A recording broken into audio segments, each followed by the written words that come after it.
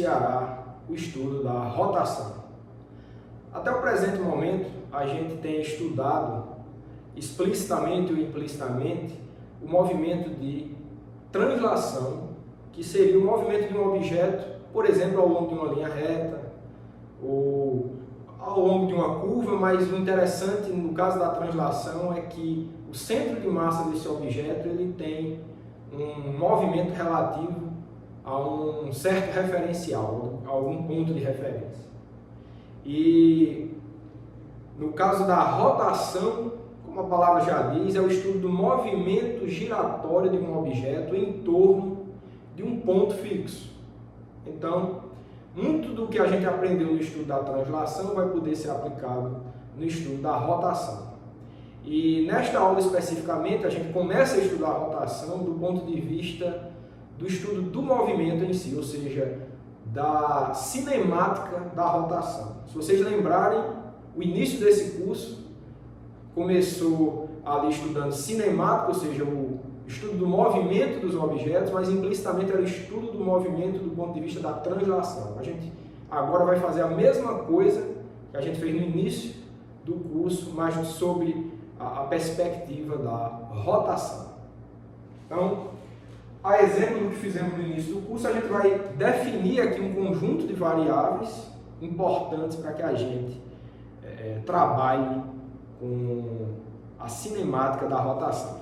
Então, aula sobre rotação.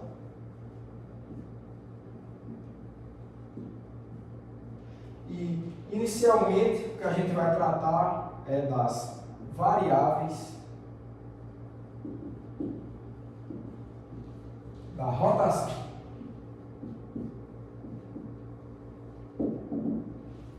No caso da translação, foi o início do curso mesmo.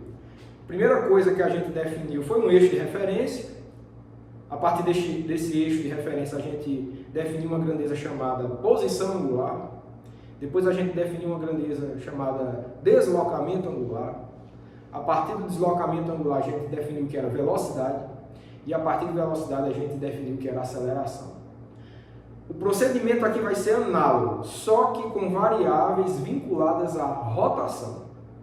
Então, é o procedimento que vocês vão ver que é exatamente aquele do início do curso, mas, de fato, focando no estudo da rotação.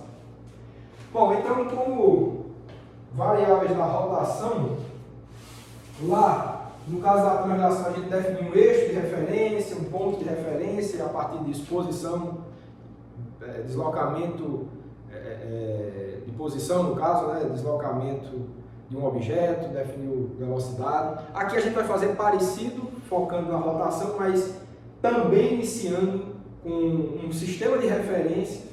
A gente vai imaginar um objeto que vai girar, como eu falei, em torno de um ponto específico em relação a esse sistema de referência. É isso que a gente vai fazer.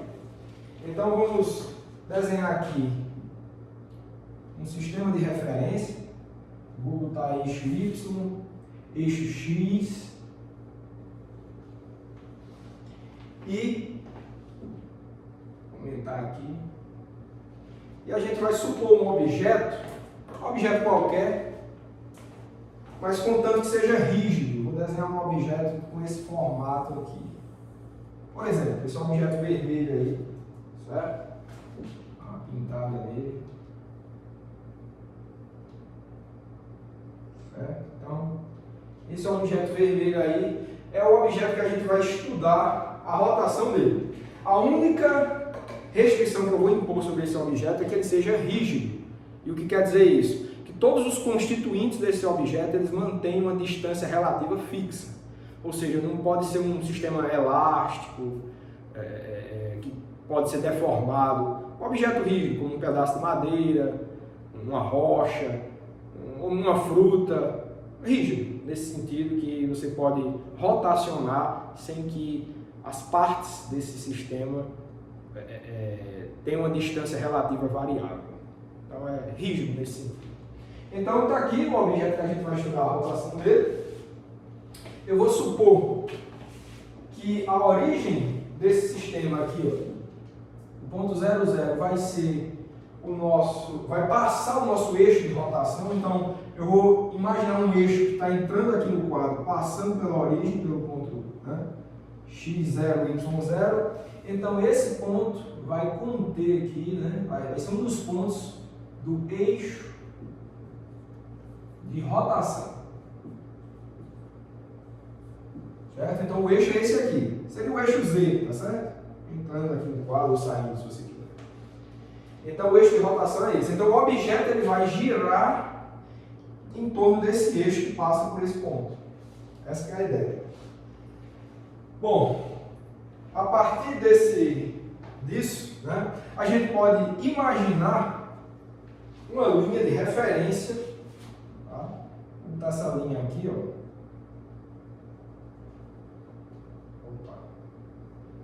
Uma linha de referência, certo?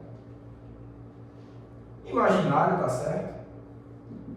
Mas a gente vai precisar dessa linha de referência para estudar a rotação desse objeto, ou pelo menos para definir as variáveis da rotação. Bom, a partir dessa linha de referência, a gente vai definir,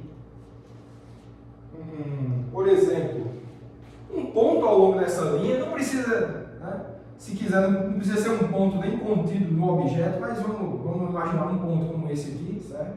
Um ponto contido ao longo dessa linha, que com relação ao eixo X, esse ponto, ele, ao rotacionar esse objeto, esse ponto ele vai ter descrito um arco, certo?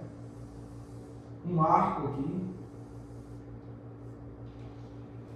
em relação ao eixo X, tá certo? A linha de referência do eixo X. Deixa eu botar mais encurvado aqui. Então esse ponto ele deve descrever um movimento circular. Aliás, qualquer ponto desse objeto que está girando, ele, se você observar, ele vai descrever um movimento circular. Qualquer ponto. Pode ser aqui, aqui. Pontos até fora da linha de referência, se você tomasse. Contanto que essa linha seja reta, né, e fixa. Vai descrever um movimento circular. Então, estou imaginando um ponto específico desse objeto. Estou analisando o movimento dele em relação ao eixo que passa, né, o eixo X, tá certo? Ou seja, da linha, esse ponto, quando esse objeto estava aqui, esse ponto estava aqui, ao rotacionar o objeto, esse ponto, ele vai descrever essa linha verde aqui que eu estou pintando para vocês. E essa linha verde, né, ela é um arco, né? Ela é um pedaço da circunferência toda que esse ponto vai descrever, se esse objeto girar 360 graus, e a gente vai definir o comprimento desse arco como sendo S. Vai ser o comprimento desse arco, ou seja, se você pegar uma fita métrica, medir essa linha verde, o comprimento da linha verde é o chamado comprimento do arco, descrito pelo ponto em relação, tá, a posição do ponto contida no eixo X. Então, você sempre vai poder definir esse arco. Também vai poder definir o raio da trajetória desse ponto. Ou seja, você pode pegar uma linha aqui, até a linha de referência, até o eixo de rotação. Você pode imaginar essa linha. Certo? E essa linha, ela vai ter um comprimento R, que é o raio, tá certo? Então que fique bem claro que a linha é essa daqui, tá? Que vai do eixo de rotação até um ponto qualquer, tá? Descrito por essa linha verde, tá? Qualquer ponto, a distância vai ser a mesma. Se é uma circunferência perfeita que esse ponto vai descrever, então a distância entre o eixo de rotação até qualquer ponto da trajetória desse ponto específico aí vai corresponder ao raio da trajetória. Esse raio a gente está chamando de R.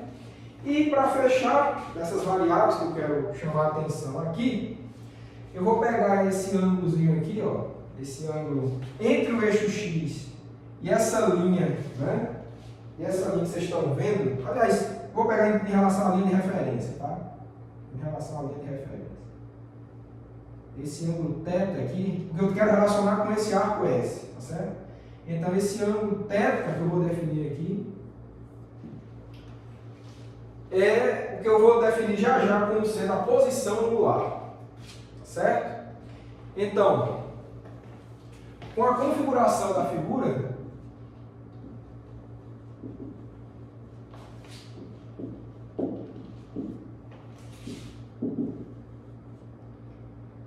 definimos a posição angular do objeto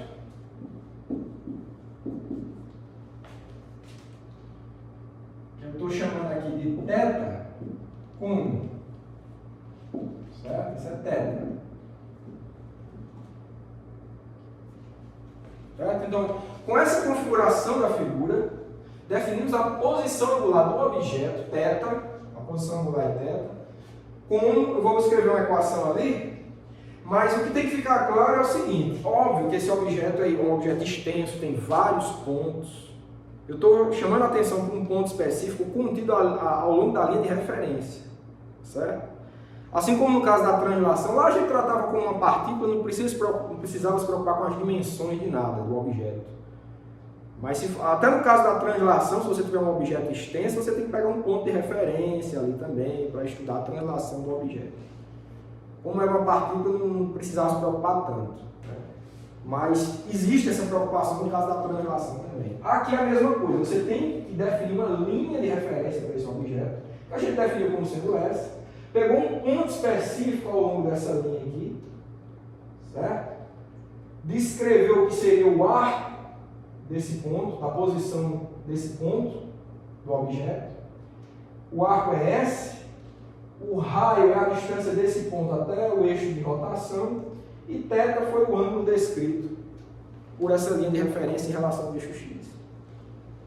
Então tem essas três grandezas que a gente definiu aí, espero que tenha ficado bem compreendido.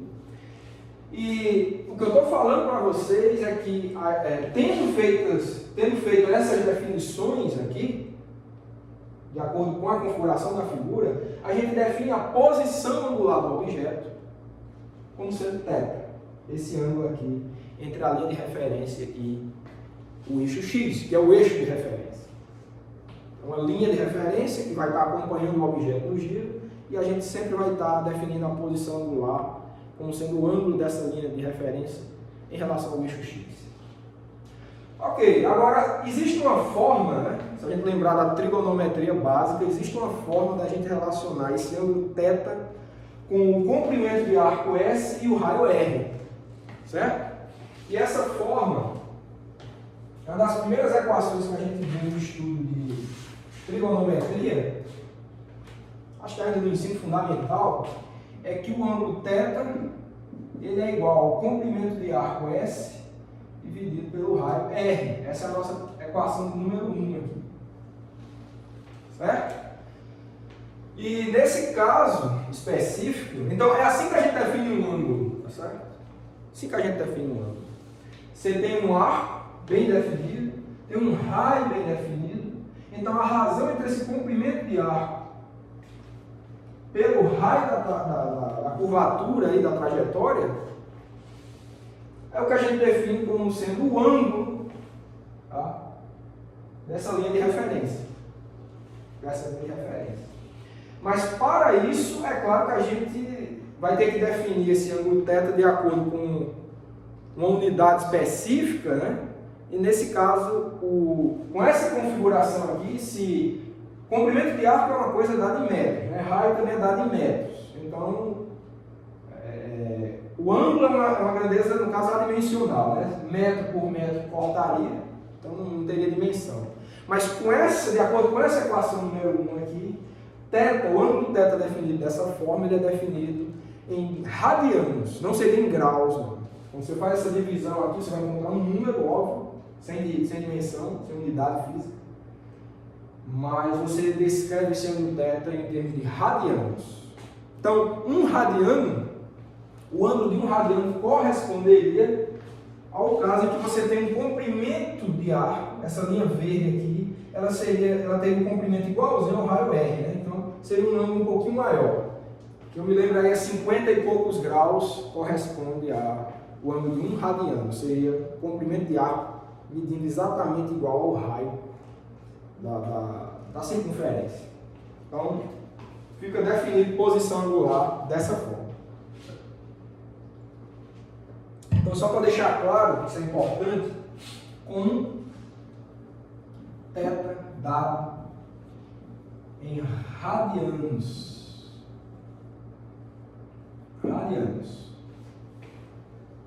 Bom, então, tendo definido que é uma posição angular, certo?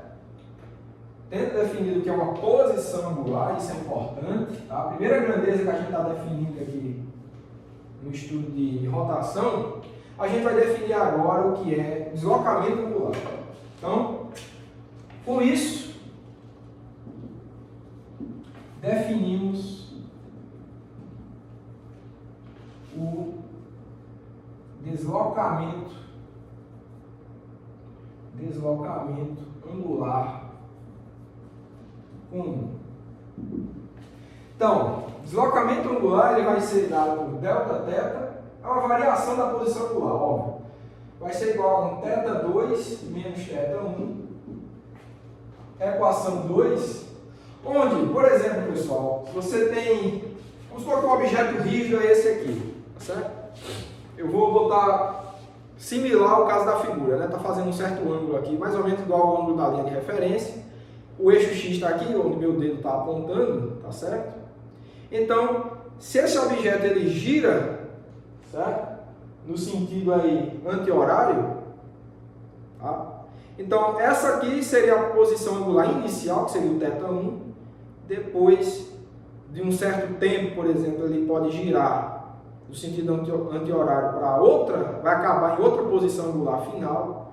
E o chamado deslocamento angular é dado pela diferença desse ângulo, dessa posição angular final, θ2, menos a posição angular θ1. Então, essa diferença de ângulos aqui é o que a gente chama de deslocamento angular. Então, θ2 seria a posição angular final e θ1 a posição angular inicial. Tá?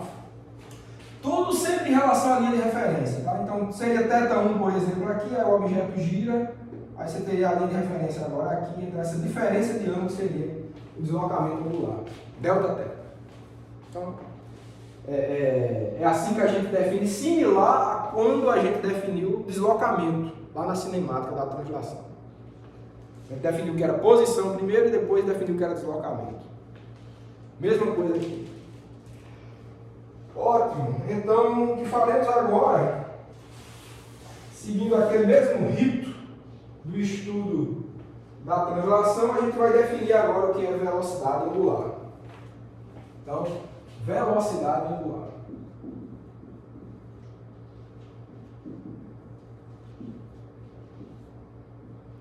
Olha, velocidade a gente viu que é a taxa de variação da posição em função do tempo. A gente viu nas primeiras aulas. Velocidade angular é similar àquela definição lá, só que para rotação. Quem está fazendo aqui o papel da posição para o estudo de rotação é a posição angular, é o ângulo θ. Lá era x, né? O ponto x era a posição angular. Aqui é lá era a posição x, na translação era a posição x. Aqui é uma posição angular θ. E a taxa lá, no estudo de translação, a taxa de variação da posição x em função do tempo, que era uma derivada de x em função do tempo, era a chamada velocidade v. Aqui a gente vai definir a velocidade angular de maneira similar. É a taxa de variação da posição angular em função do tempo. É só isso. Ou seja, o objeto gira, a velocidade angular vai descrever a taxa com que esse objeto gira em função do tempo. É isso aí. Então, velocidade angular. Então, definimos a velocidade angular como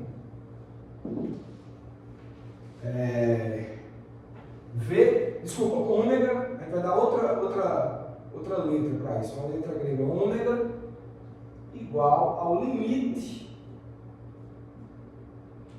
de a variação do deslocamento angular em função do tempo quando o tempo vai para zero. meu ΔT vai para zero.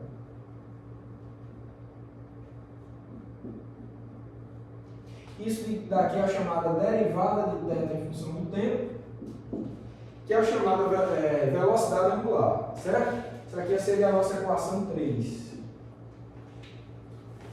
Vou apagar aqui. Eu poderia precisar dessa figura, mas eu vou apagar. Vocês já entenderam, qualquer coisa vocês voltam aí na figura, no vídeo, certo? Mas então, note que essa definição aqui do ômega, da velocidade angular, é realmente similar à definição da velocidade lá para a translação. Lá você tinha V igual a dx dt. Dx era a posição do objeto. Aqui você tem ômega igual a dθ dt, onde θ é a posição angular do objeto.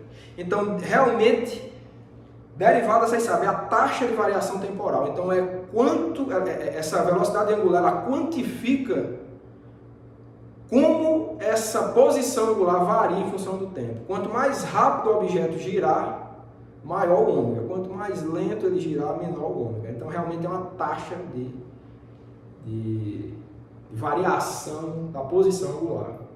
E o que deve ter ficado claro também na figura, que infelizmente agora eu apaguei, se o giro for no sentido anti-horário, você tem um Δθ positivo, porque o ângulo está aumentando quando você gira no sentido anti-horário. Se o giro for no sentido horário, o ângulo está diminuindo. Então, isso também deve ser levado em conta, certo?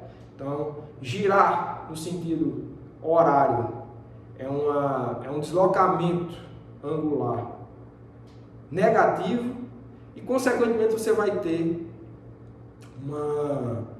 um ômega negativo, ou seja, uma velocidade angular negativa, porque você está girando no sentido horário, e se você gira no sentido anti-horário, você tem um deslocamento em Δθ positivo e, consequentemente, o ΔT é sempre positivo, é claro.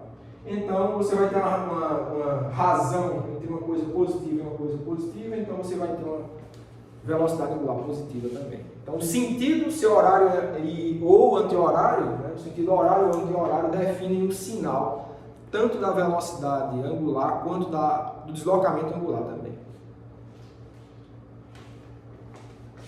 Tá. E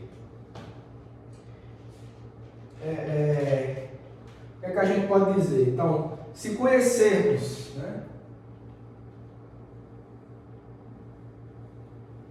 Se conhecermos como a posição angular varia em função do tempo, encontramos ômega. Apagar aqui. A gente encontra também quem é ômega, certo?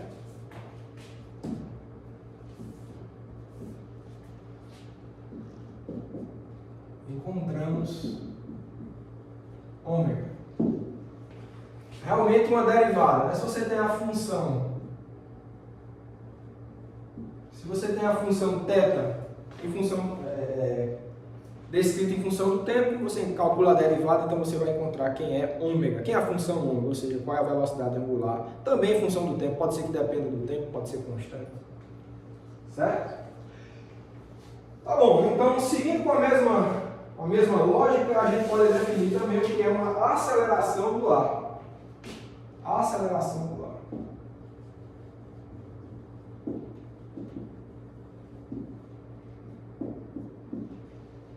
Bom, então similarmente,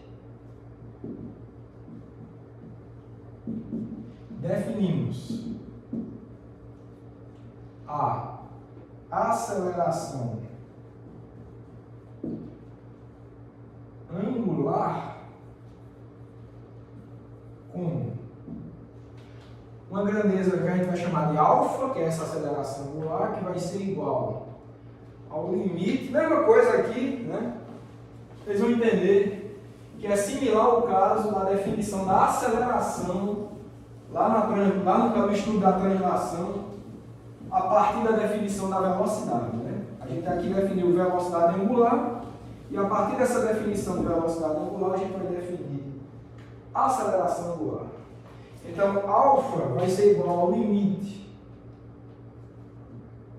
limite quando ΔT vai para zero, de delta ômega agora, em função do tempo, que é igual a d ômega dt. Isso daqui é a nossa equação 4. É a nossa equação 4. Certo? Então, o que seria uma aceleração angular? A aceleração, vocês lembram, que é se um objeto, você tem uma posição do objeto, se você move esse objeto se desloca, a velocidade do objeto tem a ver com o quanto que esse deslocamento está ocorrendo em função do tempo, é a taxa de variação da posição em função do tempo, isso é a velocidade.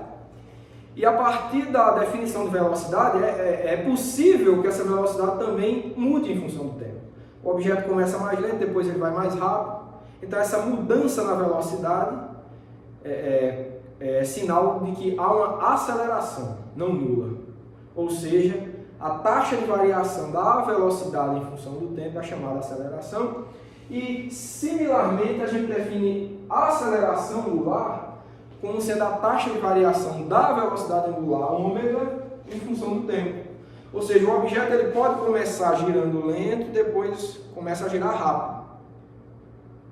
Ou o contrário, ele pode começar girando rápido e depois começa a girar bem lento. Então, a variação da velocidade angular é um sinal de aceleração angular. Ela quantifica a taxa de variação da velocidade angular em função do tempo, e isso matematicamente é descrito por essa equação 4.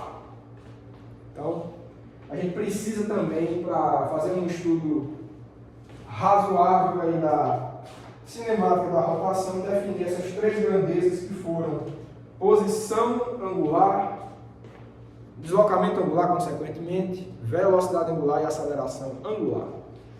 Bom, faltou eu falar das unidades dessas coisas. Eu falei entre aspas, unidade, né? Não é bem uma unidade física, mas é como a gente expressa posição angular de acordo com a equação 1, que com aquela definição da equação 1, eu falei para vocês que a posição angular é dada em radianos. O deslocamento angular, que é uma diferença entre posições angulares, também, óbvio, vai ser dada em radianos. A velocidade angular, por sua vez, como é a taxa de variação da posição angular em função do tempo, vai ser dada em radianos por segundo no sistema internacional. E a aceleração angular, que é a taxa de variação da velocidade angular em função do tempo, vai ser dada em radianos por segundo ao quadrado. E aí fazendo uma analogia aí perfeita com o caso da aceleração da translação, que era dada em metros por segundo ao quadrado, aqui é em radianos por segundo ao quadrado. Vamos escrever essas coisas, tá? Então, as unidades, né? Vou escrever aqui mesmo, as unidades de delta, teta, ômega e alfa no sistema internacional são radiano por segundo e radiano por segundo ao quadrado. Certo? Então ficam essas definições aí. Se a gente for descrever essas grandezas no sistema internacional, a gente vai descrever dessa forma: posição angular em radianos e deslocamento angular também, velocidade angular radiano por segundo e aceleração angular radiano por segundo ao quadrado.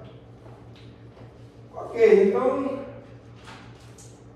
feito isso, né, se vocês notarem a relação entre essas grandezas teta, ômega e alfa, né, elas se relacionam por derivadas temporais, como a gente viu aqui nas equações 3 e 2 e 4, desculpa, 3 e 4.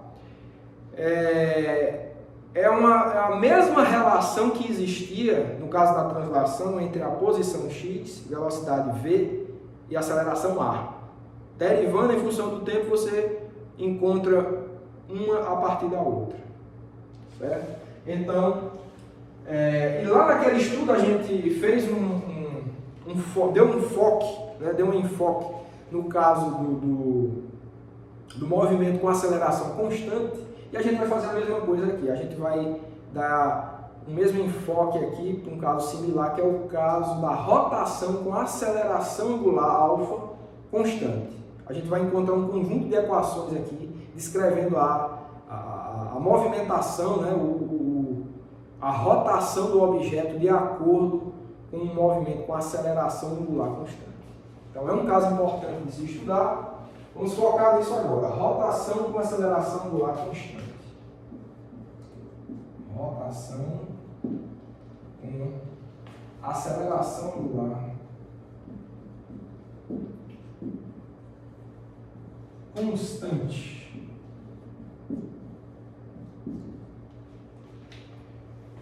Vou apagar aqui. Vou fazer um diagrama para vocês entenderem, né? Para lembrar o que vocês já viram e fazer vocês entenderem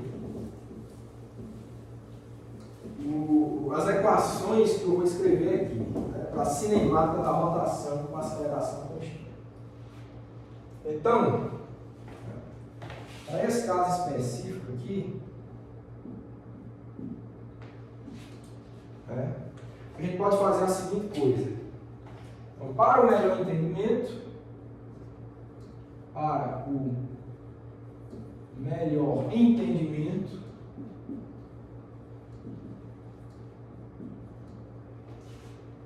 deste caso,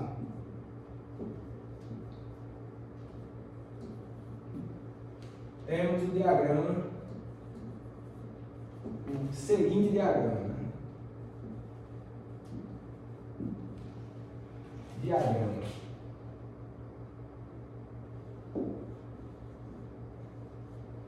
Então, o diagrama que eu quero fazer com vocês é o seguinte: no caso da translação,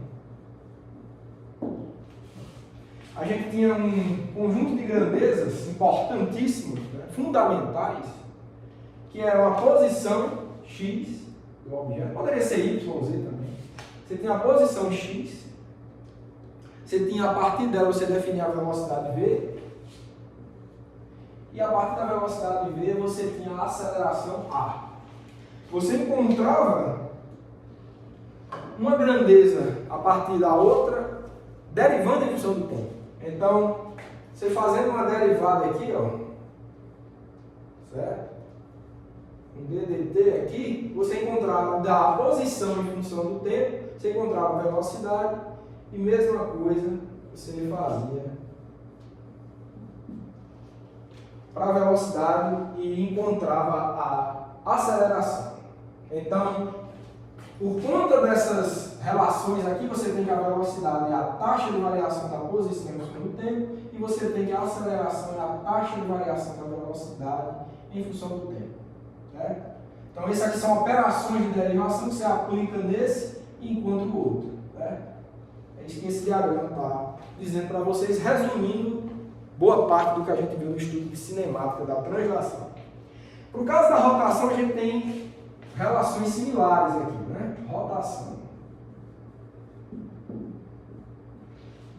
Nessa aula de rotação, a gente definiu uma grandeza chamada posição angular θ. A gente definiu uma grandeza chamada velocidade angular ω. Certo? E definiu uma grandeza chamada aceleração angular alfa. E elas se relacionavam, né? Essas grandezas se relacionavam da mesma forma que essas grandezas aqui, ou seja, a partir de derivadas temporais. Se você deriva a posição angular em função do tempo, você encontra a velocidade angular ω, isso era a equação 3 que estava aqui, né? Por aqui, né? E a equação 4 diz a mesma coisa, derivando a velocidade angular em função do tempo, você encontra a aceleração angular. Então você tem, ó, um conjunto de grandezas, né? 3 grandezas aqui, 3 grandezas aqui, essas 3 para a translação e essas 3 para a rotação, que se relacionam por operações matemáticas similares, né? Pelas mesmas operações matemáticas que são essas operações de derivação em função do tempo, de derivada temporal. Então, pessoal, se no caso da aceleração A constante, que foi um caso que a gente viu lá nas aulas de cinemática, a gente conseguiu expressar, né, um conjunto de equações para posição em função do tempo, né, velocidade em função do tempo, né, conseguiu encontrar aquela equação de Torricelli que relacionava velocidade com aceleração e deslocamento. Então, como aquelas eram equações válidas para o caso de aceleração A constante, a gente supunha a aceleração angular constante e conseguia derivar, né, encontrar aquele conjunto de equações, no caso da translação, que eu vou lembrar aqui. Mesma coisa pode ser feita por causa da rotação, porque a relação algébrica entre essas grandezas aqui é a mesma do que essas grandezas aqui. Então, eu vou fazer um segundo diagrama aqui para vocês lembrarem do que eu estou falando, certo? Vocês lembrarem do que eu estou falando. Vou apagar aqui também, para a gente ganhar espaço, para a gente continuar discutindo esse caso de cinemática de rotação com aceleração angular constante. Então, o que é que a gente tinha lá no caso da translação, né? Então, eu vou fazer outro diagrama aqui, né? Um painel lembrando as equações da cinemática, né, de translação com aceleração constante, que era o seguinte. Translação. A gente tem um conjunto de equações, né? No caso aqui, ó, A constante, né? Constante.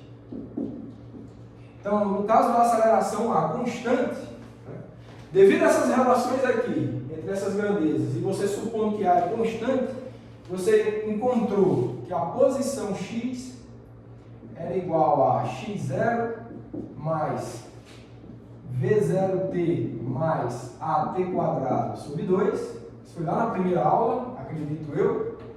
Você encontrou que a velocidade v era igual a uma velocidade inicial mais at. Isso é uma coisa que você encontra por conta daquelas relações na lei de translação. E a partir dessas duas equações, você pode eliminar a variável tempo nessas duas equações. A gente fez isso. E a gente encontrou que a velocidade ao quadrado era igual à velocidade inicial ao quadrado mais duas vezes a aceleração vezes um ΔX, né, que era o x final menos o x inicial. A gente tem esse conjunto de equações, né? Essa daqui é a Torricelli, né, a equação de Torricelli. Então você encontrava esse conjunto de três equações aqui, baseado somente no fato dessas três grandezas x, v e a se relacionarem dessa forma, e você supor também que a aceleração é constante, então você consegue encontrar esse conjunto de três equações. Então, similarmente, no caso da rotação, né,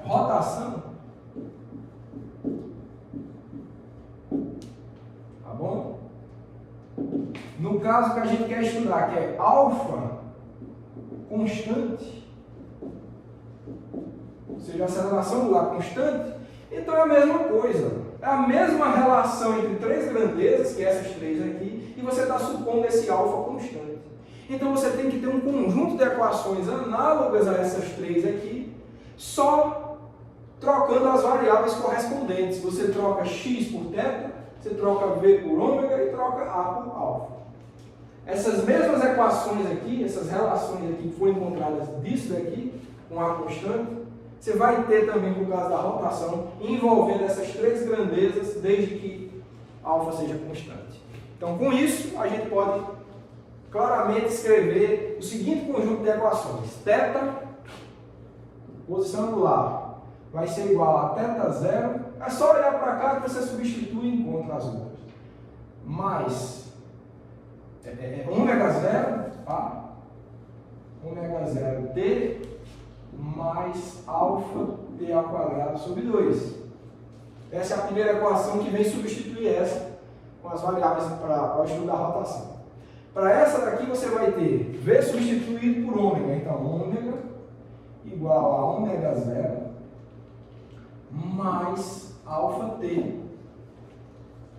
E por último, você tem uma relação de Torricelli para a rotação também, que seria ômega ao quadrado igual a ômega zero quadrado mais 2 vezes alfa, né? Porque A é substituído por alfa, e x é substituído por θ. Então vai ficar θ menos θ zero.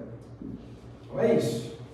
Então a gente encontra esse conjunto de equações aqui, certo? Para o caso da cinemática com aceleração angular alfa constante. Bom, então é isso, né? Então, esse conjunto de equações aqui eu vou chamar de equações 5, tá certo? Então tá 5, 6 e 7. Bom, essas são as novas, né? Essas aqui a gente já conhecia. Bom, então a gente pode, de maneira tranquila, encontrar essas relações dessas grandezas. Então daqui a pouco a gente vai fazer um exercício, tá certo? Para botar em prática isso daí, mas é a mesma coisa do estudo da cinemática, desde que você consiga identificar em um determinado problema o que é posição angular, o que é velocidade angular, o que é aceleração angular, então você consegue, com esse conjunto de equações, resolver qualquer problema de rotação de aceleração angular constante. Ok, então, o que a gente vai fazer agora é o seguinte, a gente vai estudar a relação entre as variáveis angulares e lineares, tá certo? Vou apagar aqui.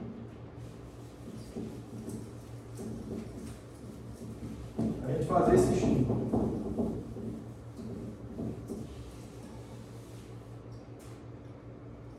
Então, a gente vai ver agora a primeira equação que a gente viu que relaciona essas grandezas lineares e angulares foi a equação número 1. Né? Lá a gente tinha uma grandeza angular que era θ, que estava relacionado com o comprimento de arco S e o raio da trajetória R. Certo? Então, a gente vai desenvolver aquela equação ali e observando que θ é uma grandeza angular, S é uma grandeza linear, porque é a descrição, né, da trajetória de um ponto específico do objeto que gira. Né? Então, θ é uma grandeza angular e S é uma grandeza linear. Você tem uma relação lá, a equação 1 relaciona essas duas grandezas. E a gente vai derivar um conjunto de outras grandezas, de outras relações, também relacionando grandezas angulares com grandezas lineares. Então, o que a gente vai ter é o seguinte, né? Relação entre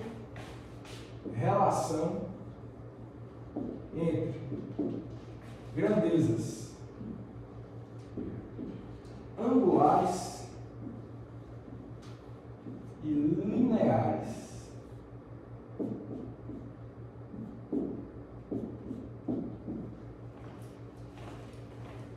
Então, da equação 1, certo? Da equação 1 de hoje, né, temos... O que é que a gente pode escrever? A gente tem que S, né, o comprimento de arco S, é igual a θ vezes o raio. Certo? A equação 1 dizia que θ era S dividido por R, então a gente tem essa relação aqui que eu vou chamar de equação 8. Certo? Então, de novo, essa é uma grandeza linear, que descreve a trajetória do ponto específico do objeto que gira ao longo de uma linha, né? É uma linha que é descrita por uma circunferência, né? Mas é uma linha, tá? É uma grandeza linear. E essa equação 8 aqui relaciona essa grandeza linear S com a grandeza angular θ. Ok, então, o que a gente pode fazer com essa equação 8 é derivá-la em função do tempo e encontrar a seguinte coisa. Então, derivando 8, deixa eu eu apagar logo aqui, né? Então, derivando da equação 8 com relação ao tempo, vamos ver o que a gente encontra, tá? Então, derivando 8 em relação ao tempo, temos. Então, o que a gente vai fazer é isso é igual a isso, né? A derivada disso é igual a derivada disso aqui. Então, a gente vai aplicar a operação de derivação em função do tempo dos dois lados dessa equação 8. Né? Então, o que a gente vai ter é o seguinte: ds dt, certo? ds dt vai ser igual a derivada em função do tempo de θ vezes r, e isso daqui é igual a quê? Olha, aí que está a história do objeto ser rígido, né? Então, um ponto específico que você pega, o objeto está girando, esse ponto eu falei, está descrevendo uma circunferência. Esse raio não varia no tempo. Esse objeto vai manter em função do tempo a distância dele em relação ao eixo de rotação. Então, essa distância r ela é fixa. Então, no caso de uma derivação com essas restrições, né? Fazer esse cálculo aqui com essas restrições, o raio r ele é uma constante, tá certo? Então, ele pode sair da operação de derivada e você vai ter o seguinte: r vezes dθ dt, certo? E se você lembrar lá, acho que é na equação número 3, você lembra que dθ dt é o ômega. Então, daqui você conclui que ds dt, né, S é a posição do objeto ali ao longo daquele arco. Né? É uma posição. Se você está derivando essa posição linear em função do tempo, você está encontrando a velocidade do objeto, daquele ponto, desculpa. Você está encontrando a velocidade linear do objeto, descrevendo aquela trajetória circular. Então, é uma velocidade linear v. Então, ds dt é igual a v, que é igual dθ dt é velocidade angular, de acordo com a equação 3, que a gente escreveu hoje, então vai ser igual a ômega r. O r constante permanece, e essa fica sendo a nossa equação de número 9. Também, pessoal, relacionando uma grandeza linear v com a grandeza angular ômega, igual aqui, ó, a grandeza linear s com a grandeza angular θ. Então, outra relação entre grandezas angulares e lineares. Tem mais uma para a gente encontrar, uma que relaciona a aceleração do ponto com a aceleração angular do objeto girante. Então, seguindo com esse raciocínio, a gente pode encontrar a seguinte coisa também. Derivando 9 em função do tempo, em relação ao tempo, né? Ao tempo, temos H aqui,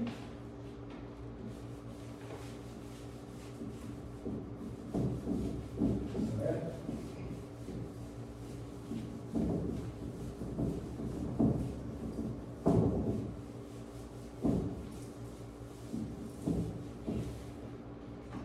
Em relação ao tempo, o que é que a gente tem? Mesma coisa, né? Vamos derivar dos dois lados em função do tempo, então você vai ter dv dt, que é igual a ddt ômega r, que é igual a r d ômega dt. Certo? Lembrando que o raio é fixo, né? Então ele não é, ele pode sair de uma constante da operação de derivação e fica r igual a d ômega dt. Então, daqui a gente conclui o seguinte, que a taxa de variação temporal da velocidade linear em função do tempo é a aceleração desse ponto que descreve o arco. Né? É possível, dependendo do movimento de rotação, é possível que esse ponto acelere. Tá? Então, você vai ter uma aceleração A, uma aceleração linear A, igual a d ômega dt, a gente viu na equação 4 de hoje, que é alfa, é a aceleração angular alfa, vezes o raio r. Certo? Então, equação 10. De novo, outra relação entre uma grandeza linear, que aqui é a aceleração, com a grandeza angular, aceleração angular alfa. Tá? Então, são relações importantes, né, que relacionam realmente as grandezas lineares desse ponto qualquer contido no objeto que gira com as variáveis globais aí da rotação do objeto. Então, são grandezas realmente que a gente pode relacionar e encontrar coisas interessantes. Outra grandeza importante que vale a pena mencionar é o chamado período de revolução, tá certo? Então, podemos também definir o período de revolução T. Olha, o que esse T maiúsculo aí, que é o período do movimento de rotação, o que é que ele quer dizer? É o tempo necessário para o objeto completar uma volta completa de giro. Certo?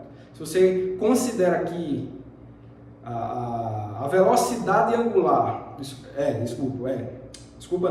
velocidade angular ômega é constante, né? Estava correto o que eu estava falando. Então, se você considera uma velocidade angular constante, né? É bom colocar isso. Então, podemos também definir o período de revolução T para o caso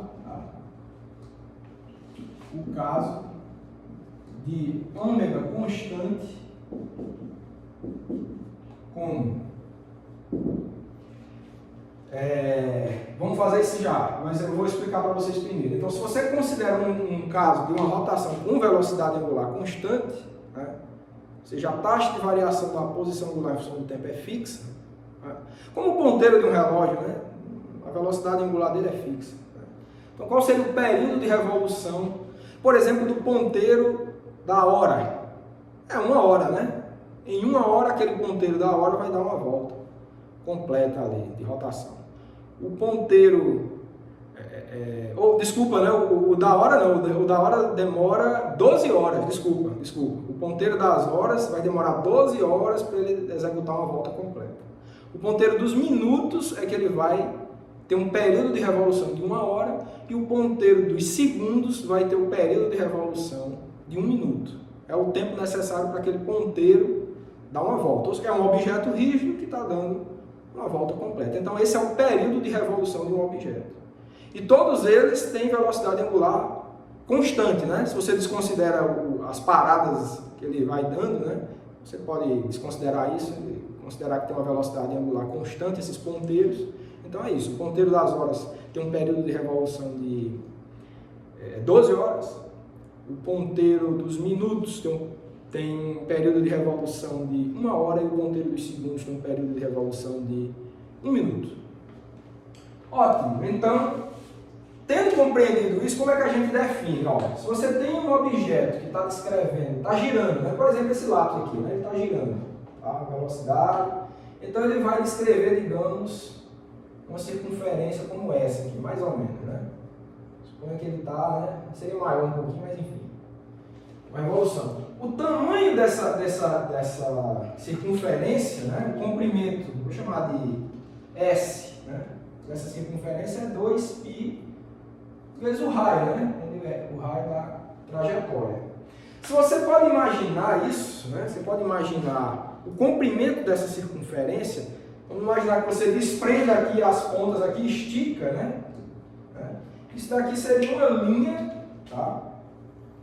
Uma linha de comprimento, né? S também igual a 2πr, né? Você só está pegando essa linha, abrindo, esticando, você vai ter um comprimento de 2πr. Então, o tempo necessário para você descrever uma volta completa aqui, esse objeto que gira, né? Descrever uma volta completa aqui, é o mesmo tempo, né? Necessário para um objeto percorrer essa linha reta completa, desde que a velocidade linear seja igual nos dois casos, seja uma velocidade fixa v. Tá certo? Então, nesse caso, como é que a gente define esse tempo? Por essa analogia entre as figuras que eu fiz ali embaixo, como é que você define esse tempo de revolução? Então, o tempo de revolução, né, dessa volta completa vai ser igual ao tempo de trajetória aqui ao longo dessa reta, desde que a velocidade seja a mesma. Então, o período de revolução t, por essa analogia, vai ser igual ao comprimento, né, da linha, aqui que vai ser 2πr, dividido pela velocidade v. Certo? E se você utiliza o resultado da equação 9, certo? Você tem o seguinte, isso aqui é igual a 2πr, v é igual a ômega r, esse raio pode cortar com esse raio, e o que você tem é que o período de revolução t, ele vai ser igual a 2π dividido por ômega, que é a velocidade angular, e essa fica sendo a nossa equação de número 11, tá certo? Então, deixar claro que isso é o período de revolução. É isso. Tá bom? Lembrando que isso é um caso para velocidade angular constante e, consequentemente, uma velocidade linear constante, né? Porque o produto de duas constantes é da outra constante. Tá bom? Então, ficam definidas essas coisas aí.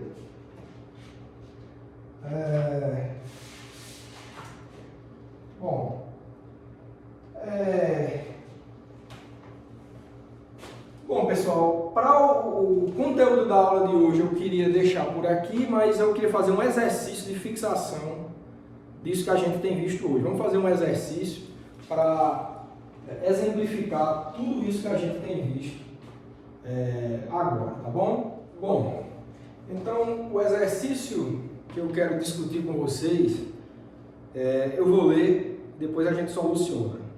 Ele diz o seguinte: um disco gira em torno do seu eixo central, partindo do repouso e se acelera com aceleração angular constante.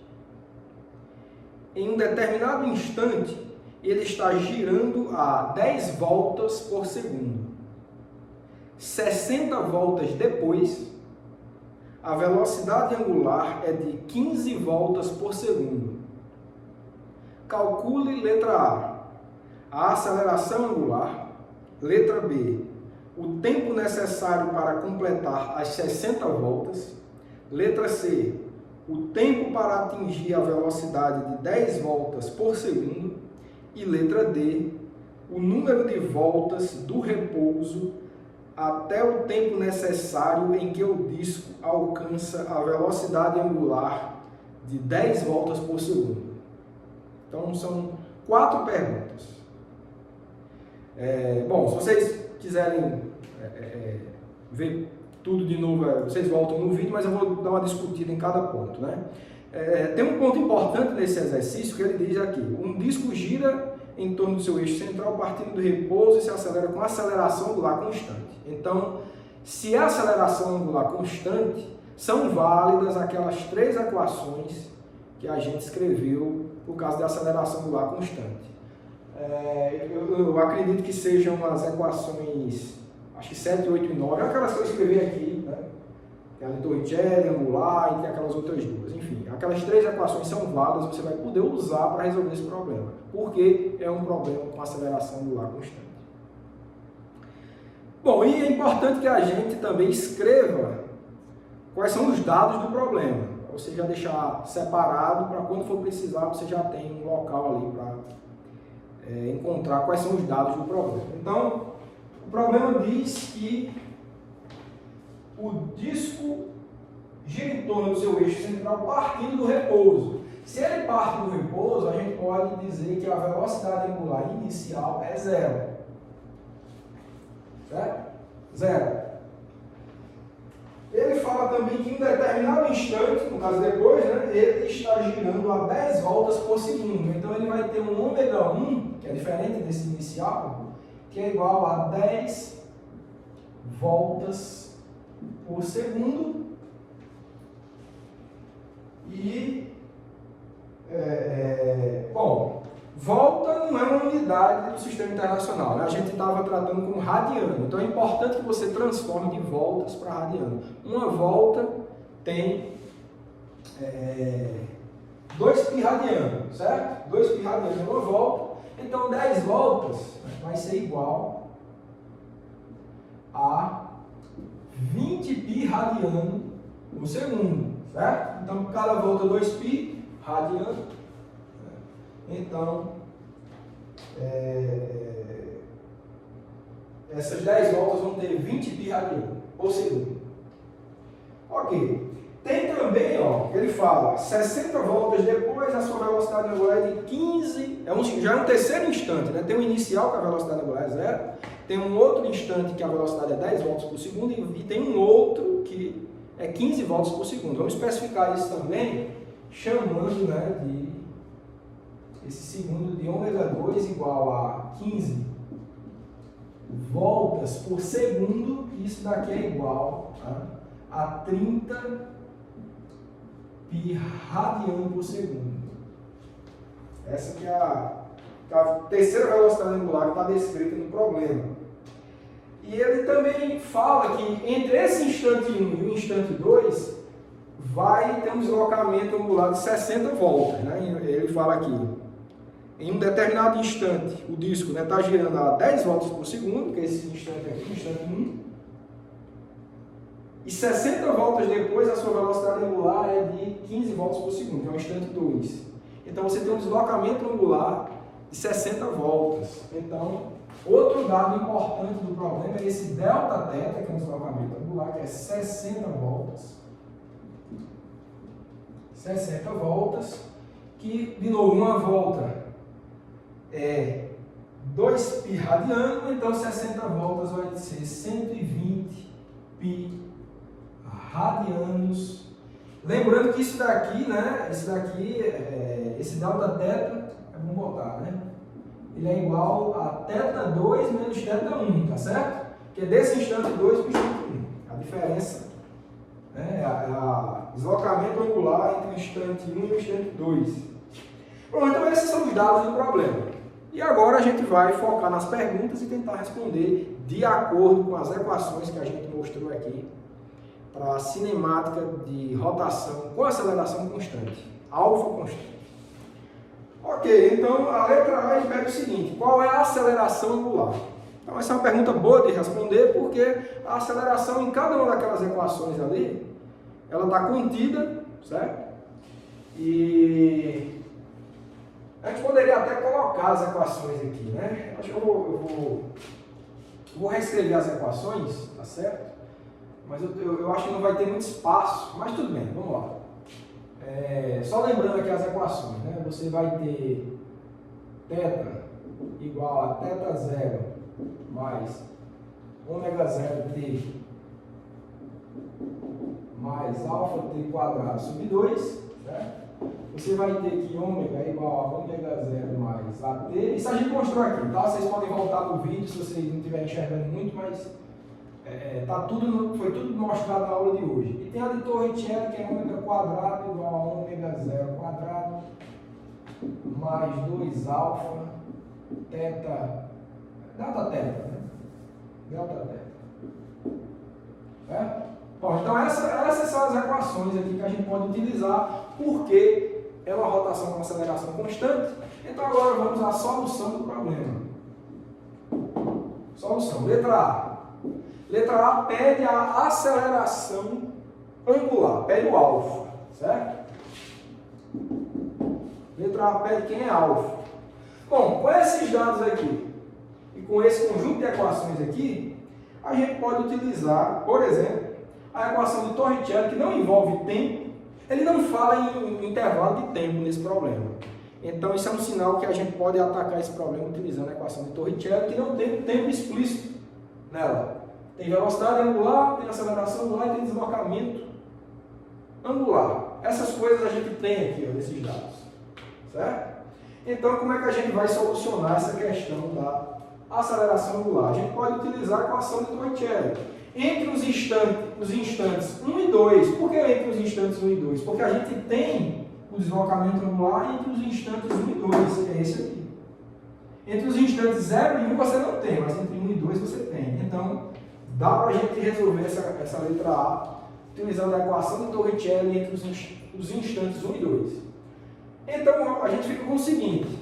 O final seria ômega 2 ao quadrado igual a ômega 1, que é o inicial, ao quadrado, mais 2 alfa, que é o que a gente quer descobrir, é o alfa, e o delta teta, que vai ser igual a teta 2 menos teta 1. É isso. Então, daqui, a gente expressa quem é o alfa. Tá? Alfa vai ser igual a ômega 2 ao quadrado menos ômega 1 ao quadrado, dividido por 2 teta 2 menos teta 1. Então é isso. Então a gente tem tudo, né? Tem tudo. Né? Ômega 2 está aqui, você pode elevar isso aqui ao quadrado, ômega 1 está aqui, você eleva isso ao quadrado. Teta 2 menos teta 1 é 120 birradiano, então você encontra, você faz esse cálculo, você encontra que alfa vai ser igual a, pelos meus cálculos aí que vocês podem conferir, vai ser 6,54 radianos por segundo ao quadrado. Unidade importantíssima, tá? Para isso foi fundamental você botar tudo no sistema internacional, aqui, radiano por segundo, etc. Então essa é a resposta da letra A. Vocês podem conferir esses cálculos aí, mas é bem simples, tá certo? Letra B, o que é que pede a letra B? Letra B nos pede o tempo necessário para completar as 60 voltas, ou seja, ele quer o ΔT, que é igual a T2 menos T1, né? Que é o intervalo de tempo entre as 60 voltas. É isso que o problema quer saber. Bom, que equação utilizar? Né? Aqui, desculpa, aqui é alfa, tá, pessoal? Aqui é alfa. Só grandeza angular nessas equações. Certo? Alfa. Então, acho que está tudo corretinho agora. Tá. Bom, então a gente pode utilizar. Agora quer saber o tempo, né? Se quer saber o tempo, tem que ser uma dessas duas equações, tá? Que envolve o tempo.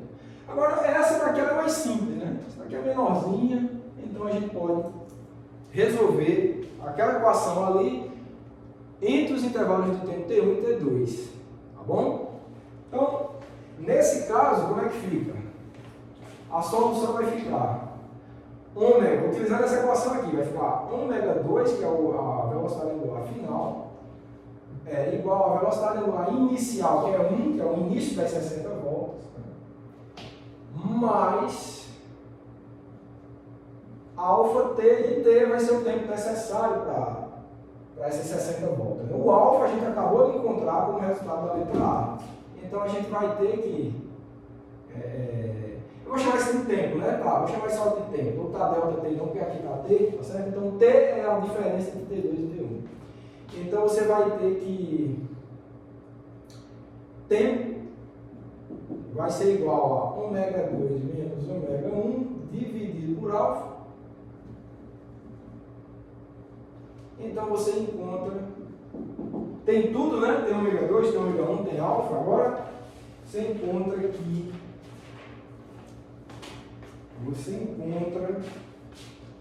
da letra B, pelos meus cálculos aqui, 10,73 segundos. É isso. Tá bom? Bom, e agora vamos para a letra C.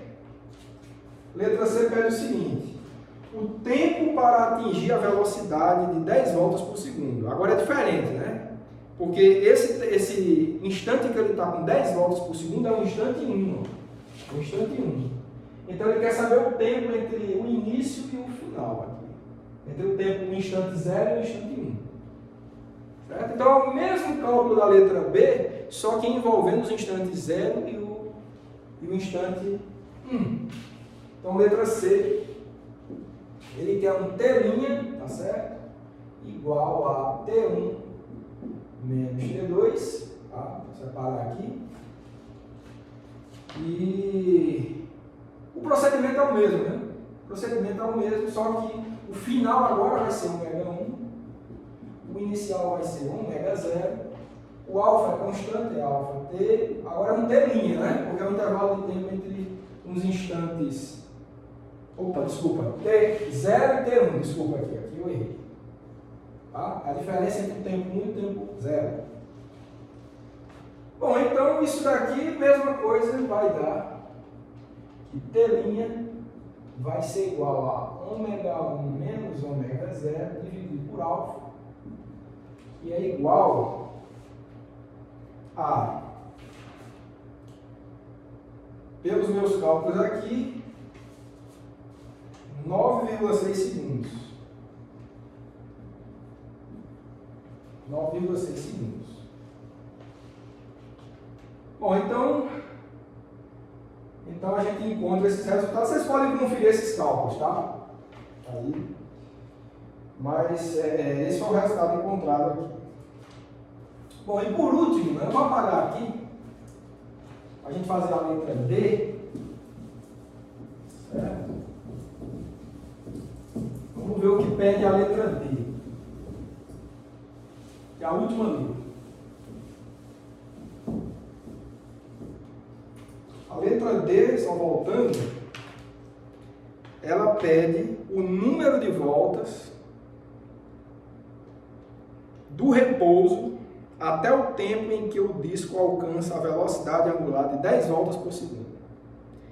Então, ele quer um delta θ, né, o número de voltas. Você vai ter que expressar isso em termos de voltas, tá certo?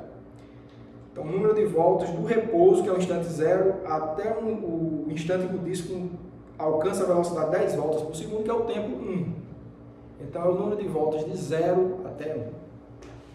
O instante 0 até o instante 1. Então, letra D está aqui. Ele quer saber o delta θ igual a θ1 menos θ0. Certo? É isso que pede a letra D. E, de novo, temos esses dados aqui, com essas equações que a gente pode escolher. E qual viria a ser a escolha mais conveniente? Tá? Olha, tendo em vista todos esses resultados aí, essas equações, né, eu creio que a mais simples ainda vai ser a de Torricelli. Tá? Ele não fala mais em intervalo de tempo, apesar que a gente já encontrou o tempo necessário para isso, mas a gente pode utilizar a de Torricelli porque a gente tem a velocidade angular no instante 1, tem no instante 0 e tem o alfa, que é constante. Então a gente encontra a delta θ, que é esse deslocamento angular aqui. Tá bom? Então vamos lá. Da equação de Torricelli entre 0 e 1 a gente vai ter o seguinte. Você vai ter ω1 ao quadrado igual a ω0 ao quadrado, que é o inicial, mais 2 vezes alfa delta θ. Eu vou só mudar a letra, tá? Porque eu chamei delta θ como sendo θ2 menos θ1. Como esse aqui é θ1 menos θ0, eu vou botar um delta θ', tá bom? Para ficar diferente, para não confundir com esse aqui. Tá? Ok, então o que a gente quer é esse delta θ', que está bem evidente como a gente pode encontrar. Tá? Delta θ' vai ser igual a ω1 quadrado menos ω0 quadrado dividido por 2 alfa. A gente tem esses dados aqui do numerador, o alfa a gente achou na letra A, então a gente consegue encontrar quem é delta θ'. Nesse caso vai ser igual a... Olha, pelas minhas contas aqui, 301, você vai encontrar uma resposta em radiano, tá certo? 301,36 radianos, certo? E eu vou apagar aqui para escrever isso em voltas. Olha, lembrando que uma volta é 2π radiano, tá certo? Uma volta é 2π radiano. Então, se você quiser encontrar esse número aqui em voltas, você vai dividir isso por 2π, né? Certo? Então, se uma volta é 2π radiano, né? Então um radiano é o número de voltas, o número em voltas vai ser o número em radianos dividido por 2π. Ok, então isso nos dá aqui delta teta minha vai ser igual a 47,96 voltas. Pronto, esse seria o resultado da letra D. Tá bom? Bom, então pessoal, finalizado o exercício, né? 4 letras bem distintas, mas o que tem que ficar evidente para esse tipo de problema é que essas 3 equações, vocês têm que estar com elas em mente, né? São equações que servem para o caso de rotação com aceleração constante. Então, dado um problema de cinemática como esse, você tem que identificar quem são as grandezas a cada instante, né? Quem é o ômega, o alfa, o teta, o delta teta. Conhecendo as equações, você só tem que tomar cuidado para substituir cada grandeza no seu local correto nas equações e você vai encontrar a grandeza desejada. Bom, com isso eu encerro o conteúdo dessa primeira aula sobre rotações, que era vinculada à cinemática. Nas próximas aulas a gente vai voltar a desenvolver conteúdos relacionados ao estudo da rotação. Então eu vou aguardar vocês na próxima aula.